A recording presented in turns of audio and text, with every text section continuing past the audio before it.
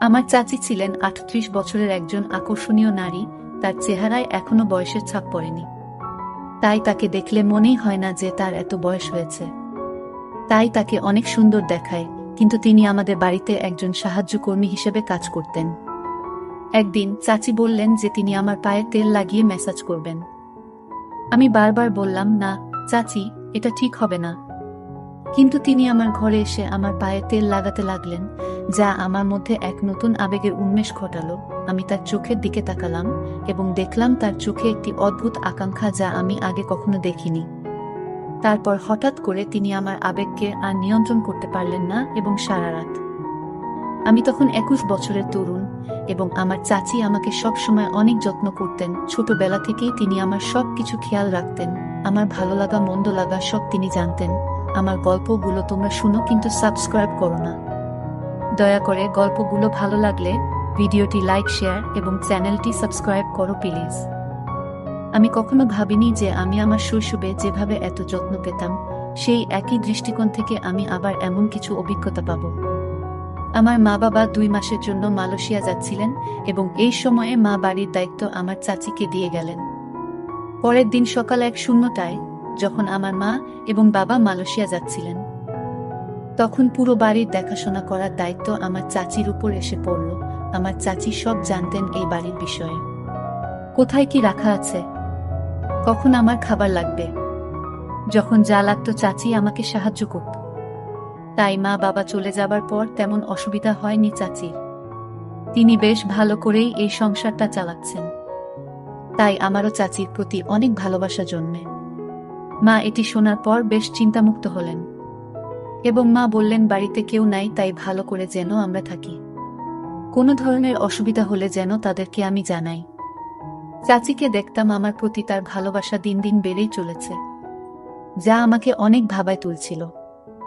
আমি মনে মনে চাচিকে অনেক পছন্দ করতাম। তার চলাফেরা আমি সব সময় লক্ষ্য করতাম।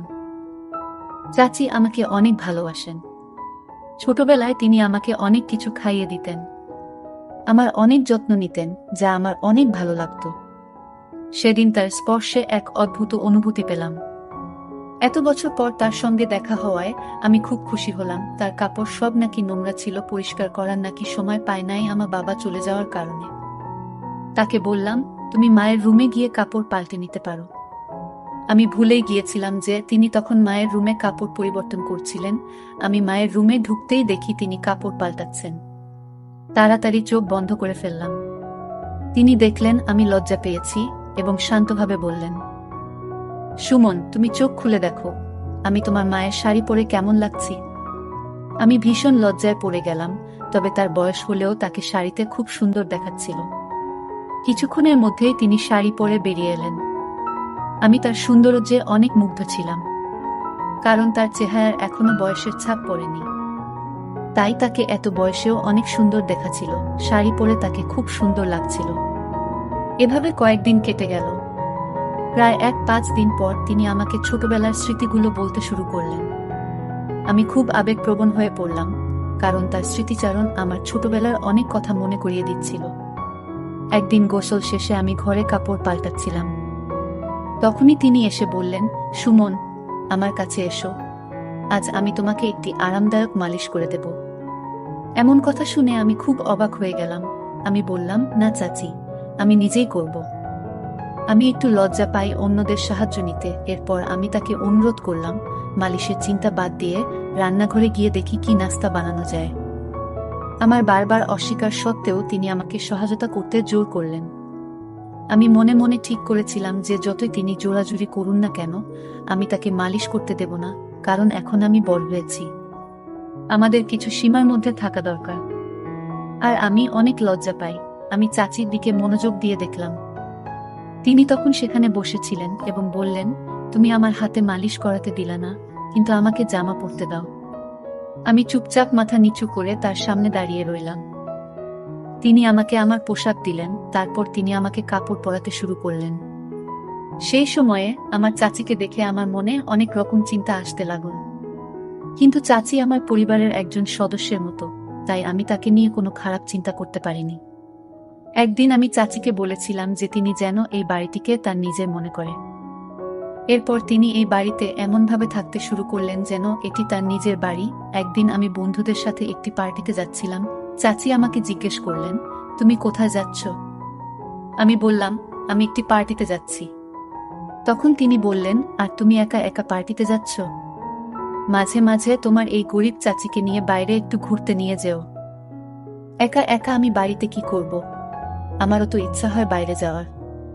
আমি তাকে বললাম, ঠিক আছে, আমি তোমাকে বাইরে নিয়ে যাব, তবে তোমাকে ভালো পোশাক পরতে হবে এবং ভারতীয় মহিলার মতো পোশাক পরতে হবে। চাচি আমার প্রস্তাবে রাজি হলেন। আমি মায়ের রুম থেকে একটি সুন্দর শাড়ি এনে তাকে দিলাম এবং বললাম, এটা পরো এবং ঠিকভাবে রেডি হয়ে নাও। যখন তিনি রেডি হয়ে বেরিয়ে এলেন, তখন তাকে দেখে আমি অভিভূত হয়ে গেলাম। মায়ের ঘর থেকে বেরিয়ে এসে তিনি এত সুন্দর দেখাচ্ছিলেন যে তার সৌন্দর্যের আভা আমাকে মুগ্ধ করেছিল। তিনি আমার মায়ের ঘর থেকে আধা শাড়ি পরা অবস্থায় বেরিয়ে এলেন। সাজগোজে তাকে একেবারে মডেলের মতো লাগছিল। তাকে দেখে আমি চোখ নামিয়ে নিলাম। তিনি বাইরে বের হওয়ার সময় দরজার সাথে ধাক্কা খেয়ে আমার উপরে পড়ে গেলেন। আমি কিছুটা লজ্জা পেলাম এবং তাকে সরানোর চেষ্টা করলাম, কিন্তু তিনি তখনও ছিলেন। আমি হঠাৎ অনুভব করলাম যে আমাকে সামলে উঠতে হবে এবং তাকে ধীরে ধীরে সরে যেতে বললাম। তারপর তিনি সরে গেল। তার স্যান্ডেল খুলে রেখে আমি মায়ের একটি সাধারণ স্যান্ডেল দিলাম। আমরা দুজনে গাড়িতে করে পার্টিতে যাচ্ছিলাম। পার্টিতে গিয়ে আমার বন্ধুরা তাকে দেখে ভাবল তিনি আমার বান্ধবী, মানে আমার গার্লফ্রেন্ড। চাচি সেই ভুল ভাঙানোর পরিবর্তে সবার সামনে বললেন, তিনি আমার বন্ধু। পরে পার্টি শেষে আমি তাকে জিজ্ঞেস করলাম, তুমি কেন এমন করেছিলে? আমি তাকে জিজ্ঞেস করলাম। তিনি হেসে বললেন, তোমার বন্ধুরা যখন ভাবল আমি তোমার বান্ধবী, তখন তোমার মুখে যে বিস্ময় ছিল তা দেখতে চেয়েছিলাম। তাই আমি বলেছি আমি তোমার বন্ধু। যদি এতে কোনো অসুবিধা হয় তবে আমি দুঃখিত। আমি বললাম, দুঃখিত বলার কিছু নেই, তুমি যা করেছ সেটাই ঠিক ছিল। তিনি বললেন, আমি তোমাকে ছোটবেলা থেকেই চিনি, তাই তোমার চিন্তাগুলো বুঝতে পারি। আমি মুচকি হাসলাম। এরপর তিনি বললেন, এখন সবাই আমাদের বন্ধুত্বের কথা জেনে গেছে, আমি তোমার বন্ধু হতে চাই। সেদিন থেকেই তিনি আমার ভালো বন্ধু হয়ে গেলেন এবং বললেন, তুমি আমাকে সুমাইয়া বলে ডাকতে পারো, এতে আমাদের জন্য ভালো হবে। তিনি একজন মহিলা, তাই প্রথমে তাকে সুমাইয়া বলে ডাকতে কিছুটা লজ্জা পেলাম। তবে তার নাম বলার পর তিনি খুব এক অদ্ভুত প্রতিক্রিয়া দিলেন, যেন লজ্জাবোধ করছিলেন। পরে আমরা ক্লান্ত হয়ে ঘরে ফিরে গেলাম। পরের দিন সকালে আমি কলেজে যাওয়ার আগে কোনো শার্ট পরব তা নিয়ে বিভ্রান্ত ছিলাম। যখন মাকে ফোনে দিতে যাচ্ছিলাম, তখন সুমাইয়া চাচি আমার ঘরে এসে বললেন, কোনো শার্ট পরতে হবে তা নিয়ে চিন্তা করছো? তিনি বললেন, তোমার চাচি যখন বাসায় আছে, তাহলে তোমার পছন্দের ব্যাপারে আমাকে জিজ্ঞেস করতে পারো। আমার রুচি খারাপ নয়। এরপর তিনি আমার পছন্দের একটি শার্ট দিলেন এবং আমি তা পরে কলেজে রওনা দিলাম। বিকেলে তিনি বললেন, তুমি খুব ক্লান্ত লাগছো, চলো আজ তোমার মাথায় তেল মালিশ করি। তিনি আস্তে আস্তে আমার মাথায় তেল মালিশ করতে লাগলেন। পরদিন সকালে ঘুম থেকে উঠে দেখি তিনি আমার পায়ের কাছে ঘুমিয়ে পড়েছেন। আমি আতঙ্কিত হয়ে বললাম, আপনি এখানে কেন? তিনি বললেন, আমি শুধু তোমার কাঁধে হাত দিয়েছি, তাতেই তুমি ঘুমিয়ে পড়েছ। তোমার মা কি কখনো তোমাকে মাসাজ করেনি? আমি বললাম, আমার মা আমার খুব যত্ন নেন, তাই এটি নতুন কিছু নয়।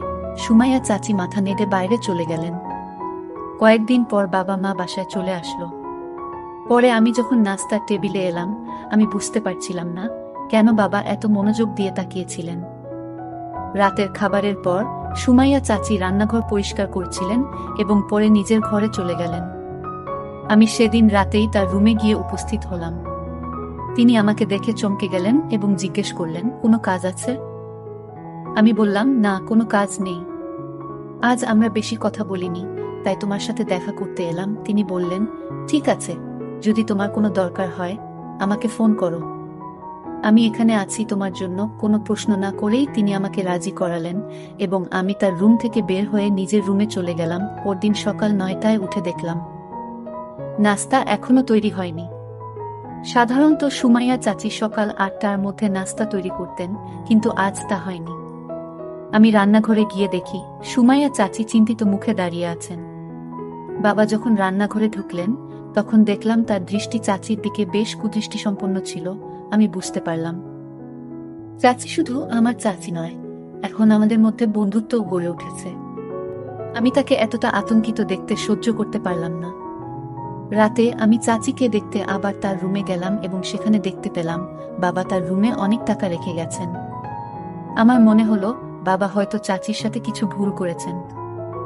ওরা হঠাৎ এত টাকা কেন দিচ্ছে, এই প্রশ্নটাই তখন আমার মাথায় ঘুরছিল। তিনি ঠিক করলেন যতক্ষণ না সুমনের সাথে দেখা হচ্ছে ততক্ষণ এই বাড়ি ছাড়ব না। সম্ভবত চাচি আমাকে বুঝতে পেরেছেন। আমি বাবাকে জিজ্ঞেস করলাম, চাচির সাথে কি ঘুরছে? বাবাকে ওখানে দেখে তাদের মুখের রং বদলে গেল। আমার বাবা মা আমাকে আমার রুমে যেতে বললেন, কিন্তু আমি বললাম আমি এখান থেকে কোথাও যাব না, আমি জানতে চাই আপনি সুমাইয়া চাচির সাথে কি করেছেন। তখন চাচি আমাকে জড়িয়ে ধরে কাঁদতে শুরু করলেন। তিনি বললেন, সুমন, আমি যখন থেকে এই বাড়িতে এসেছি তখন থেকেই তোমাকে সবকিছু বলতে চেয়েছিলাম, কিন্তু সাহস পাইনি। আমি তাকে সান্ত্বনা দিলাম এবং বললাম, তুমি যা বলেছ তা সত্যি ছিল, তাই কোনো দোষ নেই। চাচি আমাকে আবারও জড়িয়ে ধরে কাঁদলেন আর আমি তাকে সান্ত্বনা দিলাম, যা আমার বাবা মা দেখলেন। মা বাবাকে নিয়ে চাচি বললেন, যদি কোনো গরিব মহিলার সাথে খারাপ কিছু করেন তা আমি মেনে নেব না। তখন আমি চাচিকে বললাম, চুপ থাকাই ভালো হবে, এখন চুপ করে এখান থেকে চলে যান। হঠাৎ করে চাচি চিৎকার করে বললেন, আমি আর চুপ থাকতে পারবো না, আমি সুমনকে সব সত্যি বলবো। তিনি বললেন, তুমি জানো না যে তোমার আসল মা রুমি, যিনি কয়েক বছর আগে এই বাড়িতে কাজ করতে এসেছিলেন, দুটি যমজ সন্তানের জন্ম দিয়েছেন। তাদের মধ্যে একজনকে আমি পালন করছি। তুমি আমার চাচি হিসেবে মেনে নিতে চাইলে আমি তোমাকে সব বলবো। আমি হতবাক হয়ে বললাম, এরা আমার মা বাবা নয়, তুমি তাদের সত্যি বলবে? চাচি বললেন, আমি জানি তুমি আমাকে হারাতে চাও না, কারণ আমি তোমার ভালোবাসা ও যত্ন দিয়েছি। আমি পুলিশের কাছে গিয়েছিলাম, কিন্তু আমার যমজ ভাইয়ের কারণে কিছু করতে পারিনি। আমি তাকে বললাম, তুমি সব সত্যি বলেছ, কিন্তু আমার কোনো কষ্ট হয় না, কারণ আমার বাবা মা আমাকে খুব ভালোবাসেন। চাচি বললেন, কয়েক বছর আগে তোমার মা মারা গেছেন, তাই তোমার বড় ভাইকে টাকা দেয়া হয়নি। সে সঠিক মূল্য পায়নি, অবস্থা খুবই খারাপ ছিল, নানা জায়গা থেকে চুরি করে টাকা উপার্জন করতেন। সেই সময়ে তিনি আমার বাবা মায়ের কাছ থেকেও কিছু টাকা চুরি করেছিলেন।